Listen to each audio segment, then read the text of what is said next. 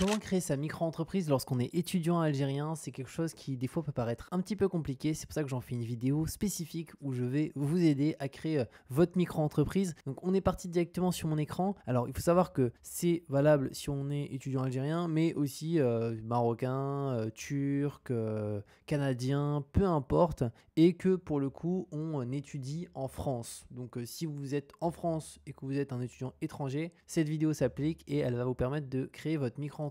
Alors, premièrement, les étrangers disposant d'un des documents suivants peuvent librement exercer une activité en tant qu'auto-entrepreneur en France, donc une micro-entreprise, et ils doivent disposer d'une carte 2. Alors, il y a plusieurs cartes possibles. On a une carte de résident. On a aussi, sinon, une carte de séjour temporaire. Donc vie privée et familiale qui permettent aussi de créer sa micro-entreprise. Sinon, on a aussi la carte de résident longue durée. Une carte aussi de résident algérien de 10 ans ou vie privée et familiale. Et on a aussi sur la partie compétences et talents. Par rapport à ça, il est important de préciser donc qu'un titre de séjour étudiant ou un titre de travailleur salarié ne permet pas d'exercer une activité auto-entrepreneur en étant étranger. C'est que pour bénéficier de statut, il est nécessaire de changer de titre en faisant une demande auprès de la préfecture compétente. C'est-à-dire que si aujourd'hui vous avez un titre de séjour étudiant, étranger, vous ne pouvez pas créer votre micro-entreprise. Vous allez avoir besoin, pour le coup, de faire un changement auprès de la préfecture compétente. C'est quelque chose, il y en a tous les jours, des personnes qui font leur demande, il n'y a aucun problème là-dessus,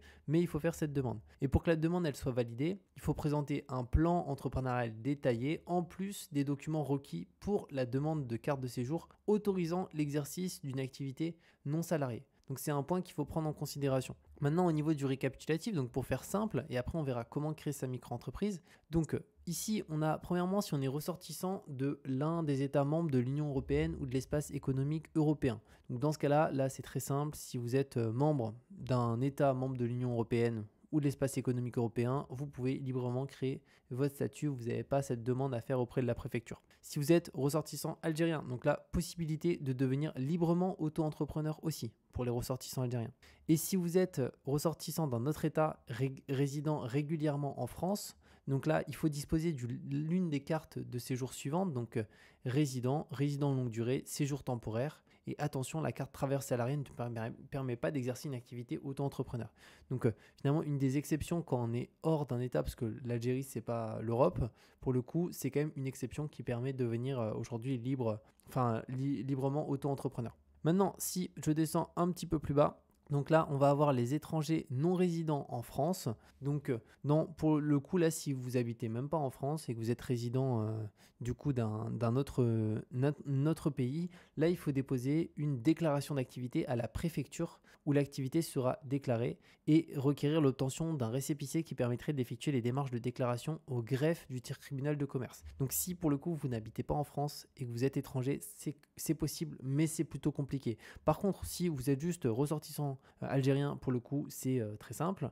Si pour le coup, vous êtes ressortissant d'un autre État et que vous habitez en France, mais que c'est un autre État qui n'est pas en Europe, là, il faudra, comme on l'a vu, faire les démarches directement au niveau de la préfecture pour obtenir une carte qui n'est pas une carte étudiante qui ne permet pas de créer sa micro-entreprise. Donc, si vous êtes algérien, je vais vous montrer les étapes très simples. Et si, pour le coup, vous êtes sur un autre État de base, enfin vous êtes d'une autre nationalité et que vous êtes en France, pour le coup, comme je l'ai dit, il faudra faire les démarches directement ici pour bénéficier du statut. Donc c'est changer de titre et ça, la demande, elle se fait auprès de la préfecture compétente juste ici. Et n'hésitez pas, de toute façon, si vous avez des questions, à me les mettre en commentaire, je vous répondrai avec plaisir. Mais là, on va prendre l'exemple d'une personne qui est tout simplement étudiant algérien ou directement voilà, étudiant algérien. Donc pour ça, on va passer par un service. Donc moi, j'ai passé par le service de Legal Place, qui est le service numéro 1 en création d'entreprise en ligne. Ça permet de faciliter grandement les démarches, d'avoir aucune gestion avec le greffe, avec l'administration. Surtout ici, souvent, c'est plus compliqué de manière générale, sinon,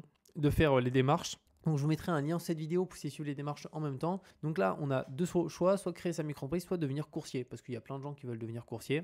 Donc si vous voulez devenir coursier dans votre cas, là vous avez directement la possibilité de cliquer ici. Moi dans mon cas, c'est pas coursier, c'est une autre activité. Donc je vais faire créer une micro-entreprise. Je vous mettrai, comme j'ai dit, le lien sous cette vidéo pour faire les démarches. Et aussi un code promo que vous pouvez utiliser qui vous permet d'avoir 15% de réduction. Ensuite, quand souhaitez-vous démarrer votre activité? Donc dans mon cas, c'est dès que possible. Avez-vous déjà été auto-entrepreneur? Donc moi, non. Ensuite, êtes-vous sûr de vouloir choisir de créer une micro-entreprise? Alors là, sinon, il nous propose de créer une SASU. Moi, je veux vraiment créer une micro-entreprise. C'est le statut le plus simple parce qu'en micro-entreprise, Tout d'abord, on n'a pas d'obligation d'avoir un comptable, ce qui est le cas en SASU. Un comptable, ça coûte à peu près 100 € par mois. C'est ça aussi, on peut la fermer facilement si un jour on souhaite fermer sa micro-entreprise, etc. Donc moi, je vais créer une micro-entreprise. Ensuite, où sera fixé le siège social de la micro-entreprise? Alors ça, c'est hyper important, c'est la question de la domiciliation. Donc de base, c'est automatiquement à notre adresse personnelle. Moi, je ne suis pas fan du tout parce que ça va faire en sorte que quand quelqu'un va taper notre prénom et notre nom sur Google, c'est automatiquement notre adresse personnelle, donc là où on dort, là où on habite, qui ressort. Donc en termes de vie privée, c'est vraiment pas terrible. Donc ça, je vous le déconseille. Ensuite, on a dans d'autres locaux. Donc là, c'est si carrément vous avez un local dédié à votre activité.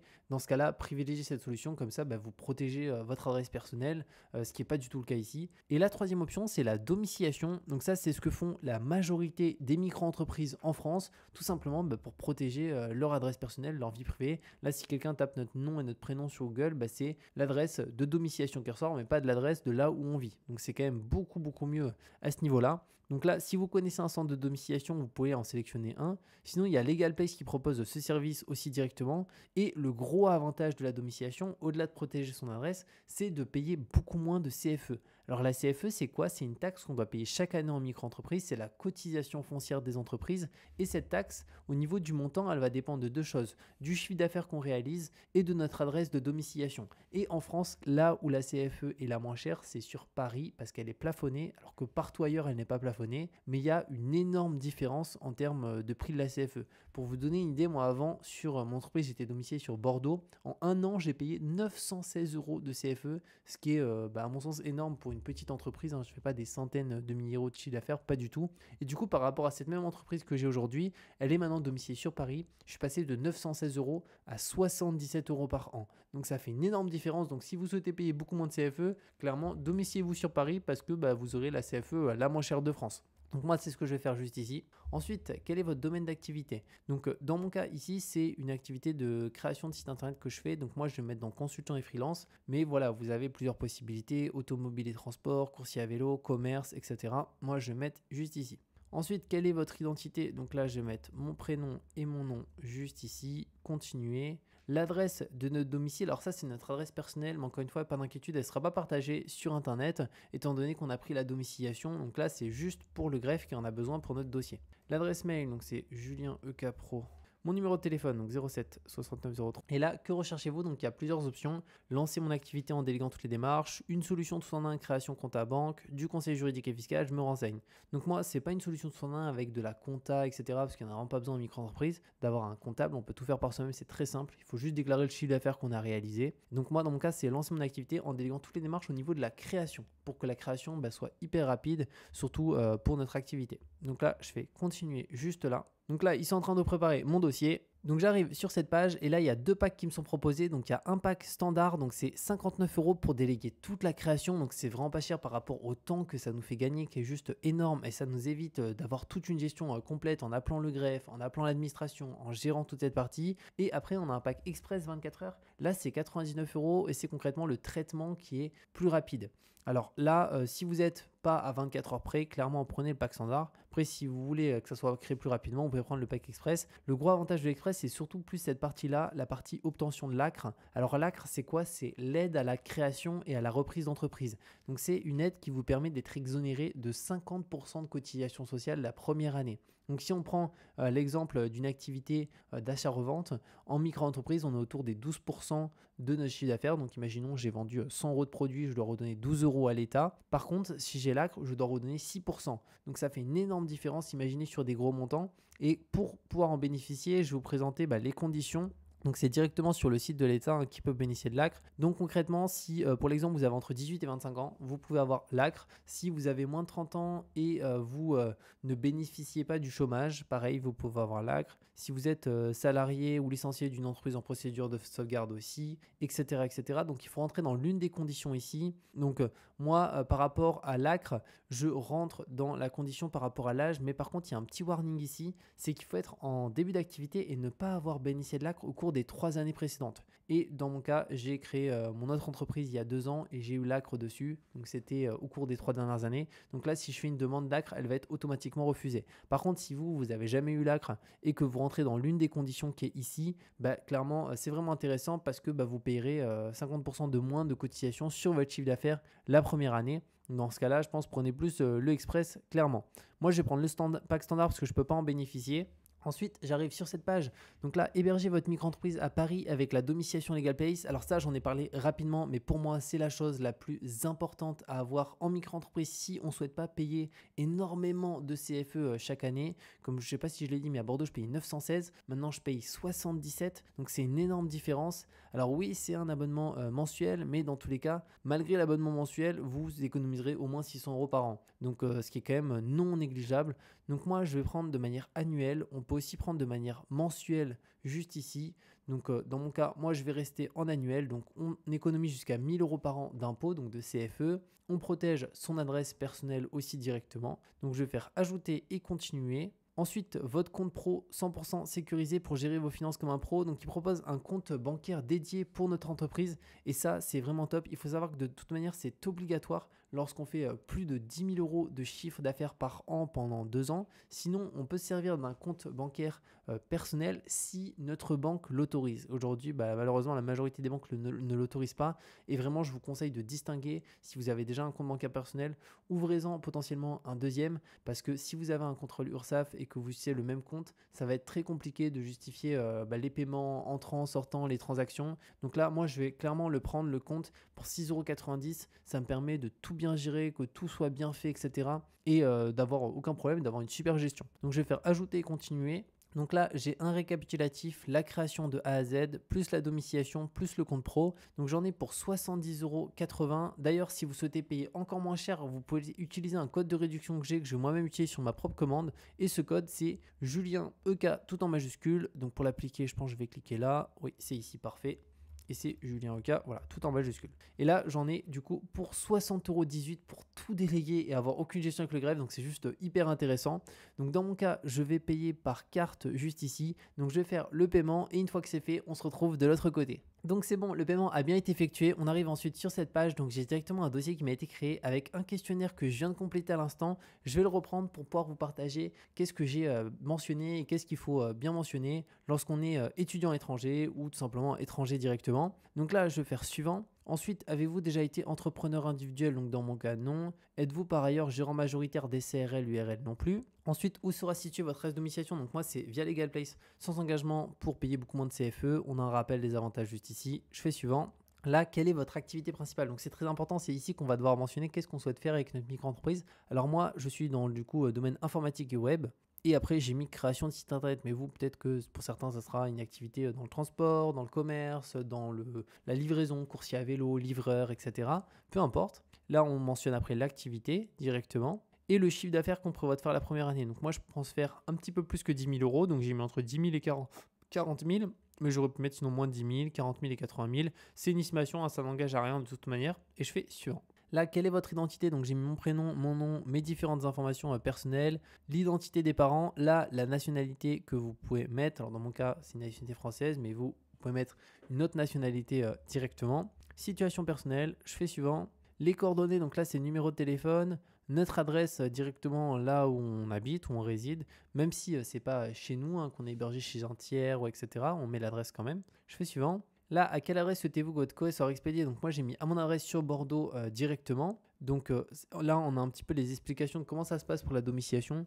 Donc dès qu'on reçoit du courrier sur Paris, donc au sein de l'adresse de domiciliation, il est scanné et on y accède dans son espace client. Et après, pour les documents qu'ils appellent sensibles, donc les documents importants, que ce soit une carte bancaire, un chèque, un recommandé, un document des impôts, ça, ils nous le renvoient gratuitement dans la journée directement pour les documents importants. Ensuite, souhaitez-vous recevoir tous les originaux par ordre postal? Moi, j'ai mis non, juste les documents sensibles me suffisent. Je vous invite à mettre ça comme ça, c'est gratuit. Et après, tout ce qui est documents non sensibles, souvent c'est des publicités, donc ça, on ne va pas qu'ils les réexpédient à notre adresse. Et souhaitez-vous bénéficier de 15% de réduction avec un paiement annuel? Moi, j'ai pris un abonnement annuel. Par contre, vous pouvez prendre aussi un abonnement mensuel. Dans tous les cas, par rapport aux économies de CFE que vous allez faire, ça reste toujours juste hyper intéressant. Mais moi, je vais rester sur l'annuel. Et avez-vous des justificatifs de domicile à votre nom?